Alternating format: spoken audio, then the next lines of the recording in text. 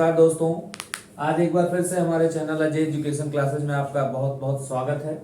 पिछले वीडियो में हमने सिंथेसिस की शुरुआत किया था, जिसमें हमने पढ़ा था सिंथेसिस होता क्या है और हमने पढ़ा था सिंथेसिस के मतलब में, अर्थात उसमें हम सेंटेंस बनाते कैसे। तो उसमें हमने जानकारी लिया था कि सेंटेंस तीन प्रकार के होते हैं। तो हमने पढ़ा था सेंटेंस तीन है, सिंपल, कंपाउंड, कॉम्प्लेक्स। तो आज हम जानकारी करते हैं वो सिंपल सेंटेंस क्या है, कंपाउंड क्या है और कॉम्प्लेक्स सेंटेंस है क्या, और सिंपल बनता कैसे, कंपाउंड कैसे बनता है और कॉम्प्लेक्स कैसे। आज यही हम जानकारी करेंगे। तो पहला सेंटेंस हमारा सिंपल सेंटेंस। सिंपल सेंटेंस की हिंदी होती है बेटा साधारण वाक्य। क्या होती है? साधारण वाक्य। अब सिंपल सेंटेंस होता क्या है? एक ऐसा सेंटेंस, यानी एक ऐसा सेंटेंस जिसमें केवल एक सब्जेक्ट हो, एक फाइनाइट वर्ब हो, अर्थात सिर्फ एक क्लास हो, उसे हम क्या कहते हैं? Simple sentence. एक ऐसा सेंटेंस जिसमें क्या हो? एक सब्जेक्ट हो, एक फाइनाइट वर्ब हो, एक ऑब्जेक्ट हो, उसे हम क्या कहते हैं? Simple sentence. क्या क्या होना चाहिए भाई? यानी एक क्लास होना चाहिए। कितना क्लास? एक। केवल एक क्लास होना चाहिए। फर्स्ट पॉइंट ये हो सकता है। या फिर हम कहें इस सेंटेंस में क्या होना चाहिए हमारे पास? केवल एक सब्जेक्ट हो और एक फाइनाइट वर्ब हो, बस इतना कह सकते हैं। यानी एक ऐसा सेंटेंस जिसमें केवल एक सब्जेक्ट और एक फाइनाइट वर्ब हो, उसे हम क्या कहते हैं भाई? सिंपल सेंटेंस कहते हैं। क्या कहते हैं? Simple sentence. एग्जांपल के लिए हम क्या ले सकते हैं? ही गोज टू स्कूल, वह विद्यालय जाता है। इसमें सब्जेक्ट हमारा क्या है? ही। वर्ब क्या है? गोज, जाता है। इसमें एक ही सब्जेक्ट है हमारे पास। अगर ध्यान से देखेंगे, एक सब्जेक्ट एक फाइनाइट वर्ब, मतलब दोनों एक ही है। और दोनों एक है तो मतलब हमारा क्या है? Simple sentence. लेकिन कंपाउंड सेंटेंस में जब हम चलते हैं, किस में चलते हैं? कंपाउंड सेंटेंस की तरफ।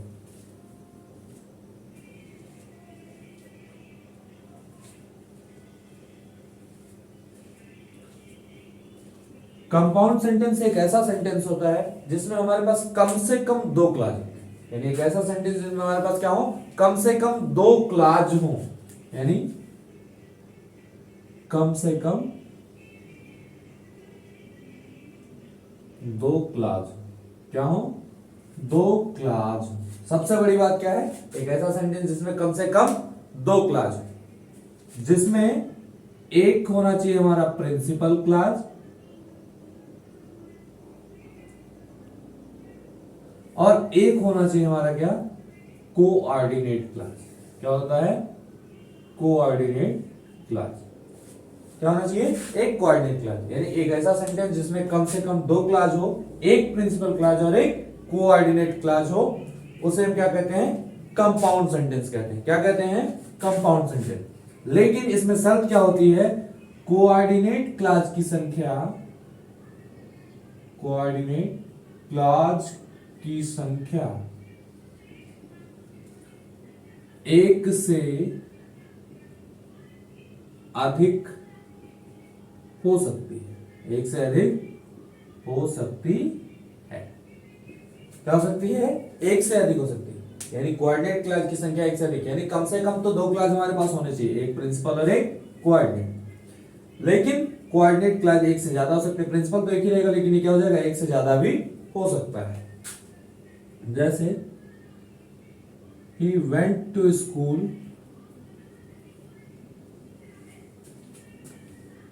and met to his friends। अब इसमें ध्यान से देखेंगे तो एक सेंटेंस हमारा मिल रहा है he went to school, वह विद्यालय गया, and met to his friends, और अपने मित्रों से मिला। तो हमारा जो सबसे पहला क्लास मिला, ये हमको मिल रहा है प्रिंसिपल क्लास। क्या मिल रहा है? Principal class. क्या है? Principal class. और ये जो एंड से जुड़ा हुआ एक क्लास मिल रहा है, वो हमारा क्या है? कोऑर्डिनेट क्लास है। क्या है? Coordinate class. अब हमारे पास एक प्रिंसिपल, एक कोऑर्डिनेट क्लास मिल गया, मतलब ये सेंटेंस हमारा क्या है? कंपाउंड।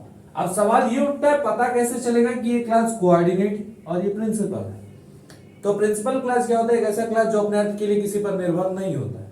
और कोऑर्डिनेट क्लॉज इससे पता चल रहा है क्योंकि एक इसमें कंजक्शन जुड़ा हुआ एंड, और एंड क्या है, कोऑर्डिनेट कंजक्शन है। ये अभी आपको विस्तार से आगे बताएंगे, लेकिन अभी हम ये देखते हैं कि इसमें क्या है, कम से कम 2 क्लास होने चाहिए, एक प्रिंसिपल और एक कोऑर्डिनेट। तो ये प्रिंसिपल और ये कोऑर्डिनेट, ये क्या बन गया, कंपाउंड सेंटेंस। पूरे सेंटेंस को अगर हम ले लें तो क्या है हमारा, ये कंपाउंड सेंटेंस है। क्या है, कंपाउंड।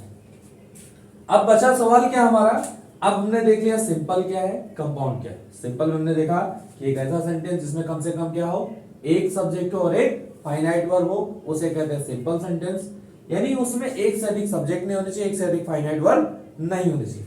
अभी तक हमको 2 शब्द मिले हैं, एक तो फाइनाइट वर्ब मिला है और एक मिला है क्लाज, जिसपे हम विशेष अभी ध्यान देंगे कि क्लाज क्या है और क्या है फाइनाइट वर्ब क्या है। इस पे अभी हम आपको प्रकाश डालेंगे, इस पे आपको बताएंगे, इस पे बात करेंगे।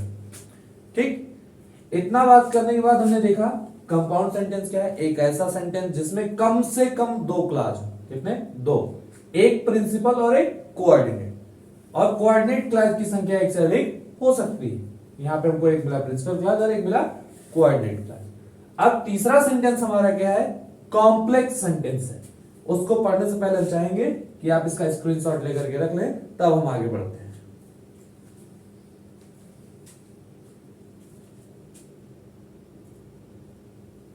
उम्मीद है आप लोगों ने अब स्क्रीनशॉट ले लिया होगा। अब आगे बढ़ते हैं।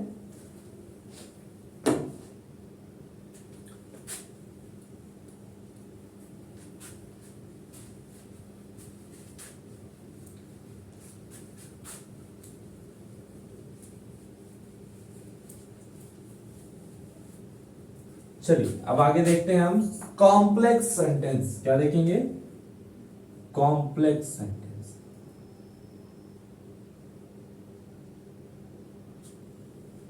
कॉम्प्लेक्स मतलब होता है मिश्र वाक्य। कौन सा, मिश्र वाक्य। अब ये क्या है, हमने कंपाउंड में पढ़ा ऐसे क्लास, ऐसे सेंटेंस जिसमें कम से कम 2 क्लास हो, एक प्रिंसिपल और एक कोऑर्डिनेट। इसमें भी होने चाहिए हमारे पास मिनिमम 2 क्लास। कम से कम कितने क्लास होने चाहिए, 2। अगर हम लिखना चाहें तो लिख सकते हैं minimum 2 class.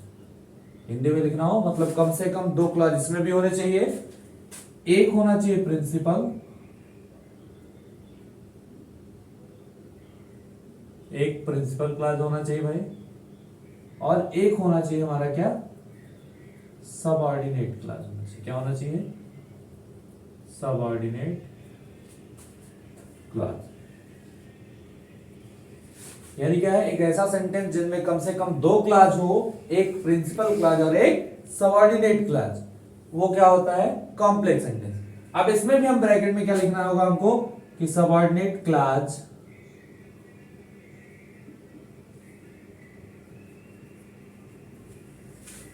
may be more than one, यानी सबऑर्डिनेट क्लास की संख्या क्या हो सकती है, एक से अधिक हो सकते हैं। जिस प्रकार हमने कोऑर्डिनेट में देखा था एक प्रिंसिपल और एक क्या होना चाहिए, कोऑर्डिनेट, और कोऑर्डिनेट अधिक हो सकते हैं, उसी प्रकार इसमें क्या है, एक प्रिंसिपल और एक सबऑर्डिनेट कंपलसरी है, लेकिन इसमें सबऑर्डिनेट क्लास की संख्या एक से ज्यादा हो सकती है। हाँ, हो सकता है कि इसमें क्या आ जाए, कोऑर्डिनेट क्लास भी आ जाए, ऐसा भी हो सकता है। यानी मे भी इसमें ऐड हो सकता है क्या, कोऑर्डिनेट भी ऐड हो सकता है। क्या हो सकता है, कोऑर्डिनेट, इसमें भी ये भी ऐड हो सकता है। एग्जांपल देखें, पहचानते कैसे हम, when he went to school, जब वह विद्यालय गया, he met to his friends, वो अपने दोस्तों से मिला। एक क्लास आपको इधर मिल रहा है, एक क्लास इधर मिल रहा है, ये हमारा है प्रिंसिपल क्लास। क्या है, प्रिंसिपल क्लास है, this is the principal class, है ना। और हमको ये दिख रहा होगा, ये क्या दिख रहा है, सबऑर्डिनेट क्लास दिख रहा है। क्या दिख रहा है भाई, सबऑर्डिनेट क्लास। क्या दिख रहा है, सबऑर्डिनेट क्लास। यानी एक प्रिंसिपल और एक सबऑर्डिनेट मिलकर क्या बन गया भाई, कॉम्प्लेक्स सेंटेंस।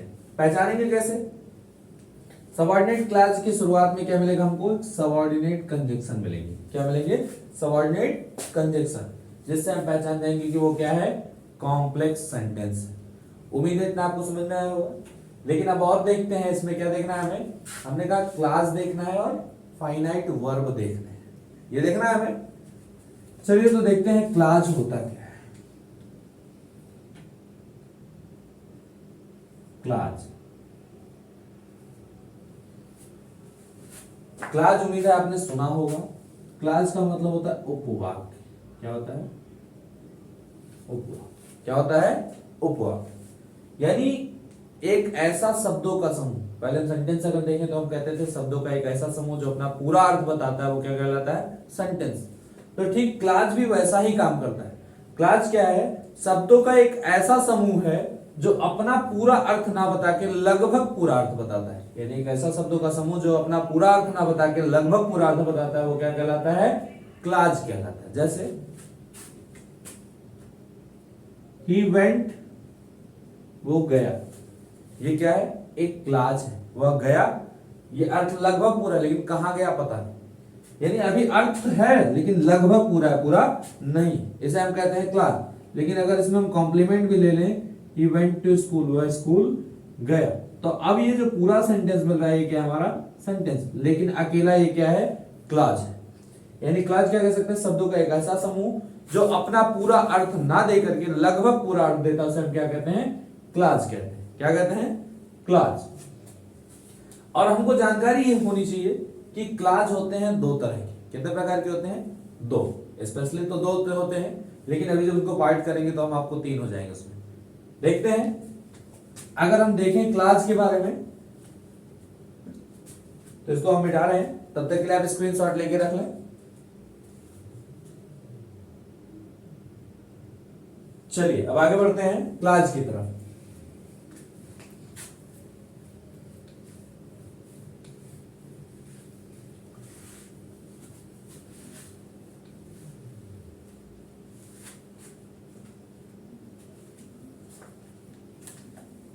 देखते हैं क्लास क्या है।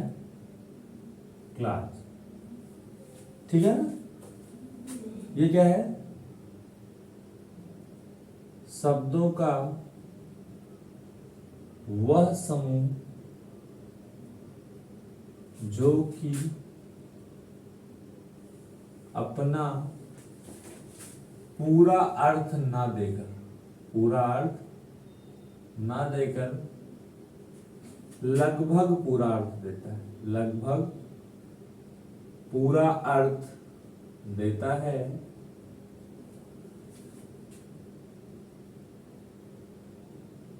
क्लास कहलाता है। क्या कहलाता है?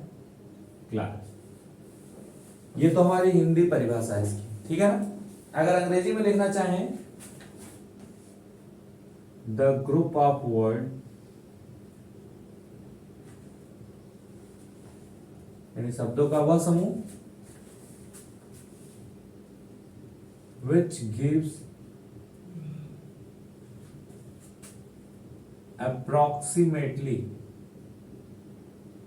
मतलब होता है लगभग, his meaning instead of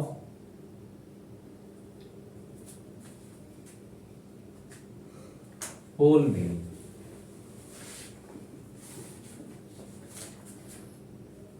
is called class। यानी शब्दों का एक ऐसा समूह जो कि क्या करे? which gives approximately his meaning, जो कि अपनी क्या करे? लगभग पूरा अर्थ बताए। किसके स्थान पे? पूरा अर्थ के स्थान पे। जो कि अपना पूरा अर्थ ना दे करके क्या करे? लगभग पूरा अर्थ बताए, उसे हम क्या कहते हैं बेटा? क्लास कहते हैं। क्या कहते हैं? क्लास। अब क्लास होते कितने हैं? क्लास होते हैं दो। कितने होते हैं भाई? दो। अब हमको पता होना चाहिए, एक होता है डिपेंडेंट और एक होता है इंडिपेंडेंट। क्या होता है? Independent class. ये दो है। अब डिपेंडेंट क्लास का मतलब होता है क्या? जो आश्रित उपवाक्य हो। क्या हो? आश्रित, जो दूसरे पे निर्भर हो। जिसे हिंदी में कहते हैं बेटा आश्रित उपवाक्य, और इसे कहते हैं क्या? क्या कहते हैं भैया? स्वतंत्र उपवाक्य। यानी कि जो कि किसी पर निर्भर ना हो। अब इनकी परिभाषा देख लेते हैं। एक ऐसा क्लास जो अपने अर्थ के लिए किसी दूसरे क्लास दूसरे सेंटेंस पर निर्भर नहीं होता है उसे क्या कहते हैं? Independent class. क्या कहते हैं? Independent class. और यही इंडिपेंडेंट क्लास ही क्या कहलाता है? Principal class. क्या कहलाता है? Principal class. एग्जांपल देख लेगा। पहले परिभाषा देखते हैं। वह क्लास जो अपने अर्थ के लिए दूसरे क्लास पर निर्भर ना हो। क्या कहलाता है बेटा? इंडिपेंडेंट क्लास कहलाता है। क्या कहलाता है? Independent class. ठीक है ना? यानी वह क्लास जो अपने कार्य के लिए दूसरे क्लास पर निर्भर ना हो वो क्या है? इंडिपेंडेंट। और इसी को हम क्या कहते हैं भाई? प्रिंसिपल क्लास भी कहते हैं। क्या कहते हैं? Principal class. प्रिंसिपल क्लास है ना? ये हो गया प्रिंसिपल क्लास हो गया। अब एक ऐसा क्लास जो अपने अर्थ के लिए दूसरे क्लास पर निर्भर होता है उसे हम क्या कहते हैं? Dependent class. वह क्लास जो अपने अर्थ के लिए दूसरे क्लास पर किस पे? दूसरे क्लास पर निर्भर क्या हो उसे क्या कहते हैं बेटा? डिपेंडेंट क्लास कहते हैं। क्या कहते हैं हम? डिपेंडेंट कहते हैं। अब ये डिपेंडेंट क्लास जो होते हैं ये भी होते हैं दो तरह के। कितने होते हैं? दो। एक होता है कौन सा? कोऑर्डिनेट, और एक होता है सबऑर्डिनेट क्लास। क्या होते हैं? एक कोऑर्डिनेट क्लास और एक होता है सबऑर्डिनेट। अब हम अगले वीडियो में आपको बताएंगे भैया कि कोऑर्डिनेट क्लास क्या होता है और सबऑर्डिनेट क्लास क्या है, कैसे हम उनको पहचानेंगे कि कोऑर्डिनेट कैसे बना, सबऑर्डिनेट कैसे बना। ये चीज हम अगले वीडियो में देखेंगे। तब तक के लिए जो लोग हमारे चैनल से अभी नए जुड़े हैं वो हमारे चैनल को सब्सक्राइब करें, लाइक करें और शेयर करते रहें। और आपके जिन साथियों के पास अभी तक वीडियो नहीं पहुंचा है उनके पास जरूर शेयर करें और उन्हें भी चैनल से जोड़ने की कोशिश करें ताकि उन्हें भी हम क्या कर सकें, उनकी सहायता कर सकें। तब तक आप हमारा ऐसे ही साथ देते रहें। हम आगे भी आपके लिए उपयोगी वीडियोस लाते रहेंगे। तब तक के लिए आपका बहुत बहुत धन्यवाद। हमारे चैनल को सब्सक्राइब शेयर करते रहें। शुभ रात्रि।